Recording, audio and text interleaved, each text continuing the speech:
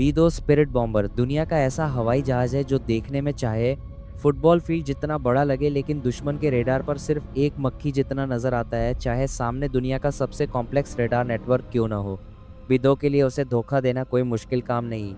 ये दुनिया का अब तक का सबसे महंगा एयरक्राफ्ट है जिसे अरबों डॉलर खर्च करके बनाया गया। न सिर्फ ये बेहद खामोश है, बल्कि हीट सीकिंग और इंफ्रारेड गाइडेड मिसाइल्स को भी आसानी से कंफ्यूज कर देता है।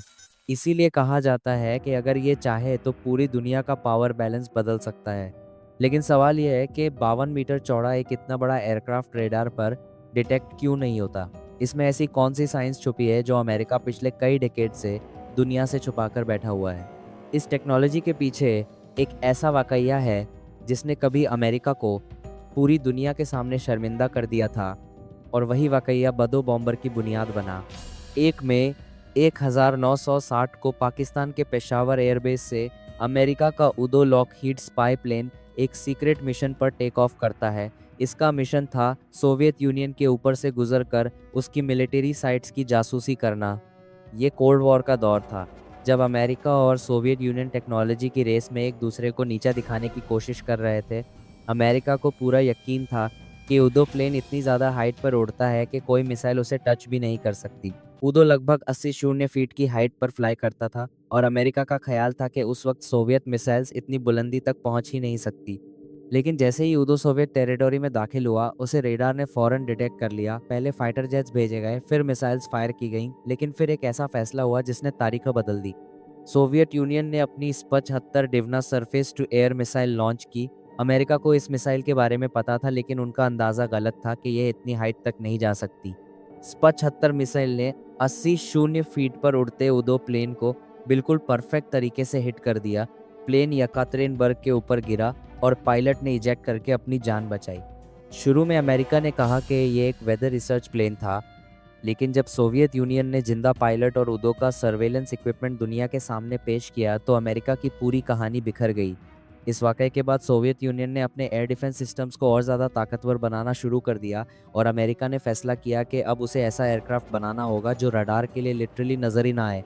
उस वक्त अमेरिका के पास B-51 बॉम्बर्स मौजूद थे, लेकिन ये क्लियर हो गया कि अगर वो सोवियत एयर स्पेस में गए तो मिसाइल उन्हें सेकंड्स में गिरा देगी। 1970 के बाद सोवियत यूनियन ने 300 जैसे एडवांस्ड एयर डिफेंस सिस्टम्स बना लिए, जो एक 100 किलोमीटर दूर से भी एयरक्राफ्ट गिरा सकते थे। एयर डिफेंस इतना स्ट्रांग हो गया कि अमेरिकन जनरल्स ने कहा कि वहां बॉम्बर भेजना खुदकुशी है। इसी डर ने 1978 में अमेरिका को advance technology bomber program launch करने पर मजबूर कर दिया, जिसका मकसद था एक ऐसा बॉम्बर जो एनिमी टेरिटरी में घुसकर बिना पकड़े गए बॉम्ब गिराकर वापस आ सके। इसी प्रोग्राम का नतीजा बदो स्पिरिट बॉम्बर था, जिसकी पहली फ्लाइट 1989 में हुई, और दुनिया ने इसे ऑफिशियली 1997 में देखा।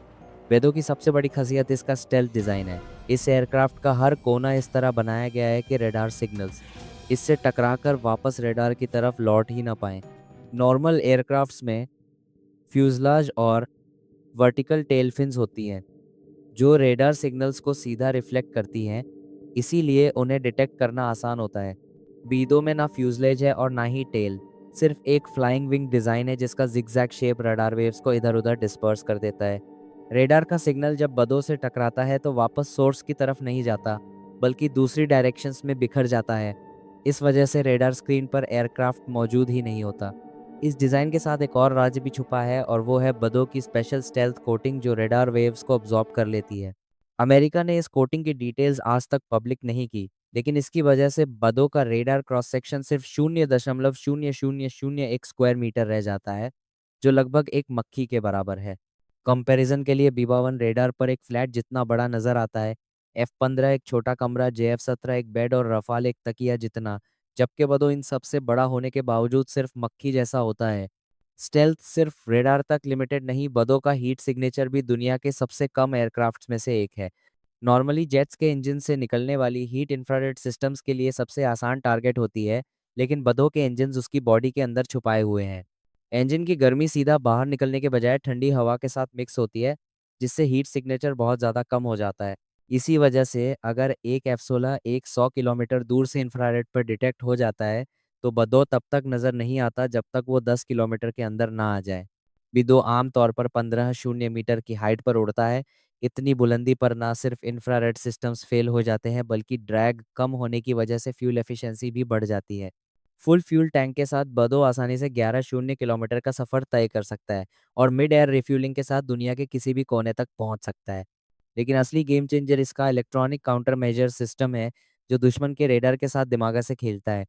वह पहले रेडार की फ्रीक्वेंसी को समझता है और फिर उसी फ्रीक्वेंसी पर झूठे सिग्नल्स वापस भेज देता है, जिससे रेडार पर एयरक्राफ्ट की गलत लोकेशन शो होती है। कभी एक बदो रेडार पर 20 जगहों पर नजर आता है, जबकि असल में वो सिर्फ एक ही जगह होता है और रेडार ऑपरेटर्स को लगता है कि सिस्टम में कोई ग्लिच आ गया है। ये झूठे सिग्नल सिर्फ उसी रेडार को भेजे जाते हैं जो एयरक्राफ्ट को डिटेक्ट करता है, ताकि बाकी सिस्टम्स को शक ना हो। बदो की बॉडी ज़्यादातर कार्बन ग्राफाइट कंपोजिट मटेरियल से बनी होती है, जो मेटल के मुकाबले में रडार के लिए काफ़ी कम रिफ्लेक्ट करता है। इस एयरक्राफ्ट को पार्ट्स में बनाकर इतनी प्रिसीशन से जोड़ा गया जैसे कोई स्विस वॉच असेंबल की जाती हो। पेलोड की बात की जाए तो बेदो 18 शून्य केजी तक बॉम्ब्स उठा सकता है, जिसमें GPS guided bombs, stealth cruise missiles और न्यूक्लियर वेपन्स तक शामिल हैं। ये सब वेपन्स इंटरनल बे में छुपाए रहते हैं ताकि फ्लाइट के दौरान स्टेल्थ खत्म ना हो। अफगानिस्तान वॉर में बदो ने अमेरिका से उड़ान भरी, हजारों किलोमीटर का सफर तय करके बॉम्बिंग की और लगभग 45 घंटे कंटिन्यूस फ्लाइट के बाद बिना डिटेक्ट हुए वापस लौट आया। 1999 से लेकर इराक और लीबिया तक कई ऑपरेशंस में बदों का इस्तेमाल हुआ और हर बार इसका स्टेल्थ लेवल दुनिया के लिए एक शॉक साबित हुआ।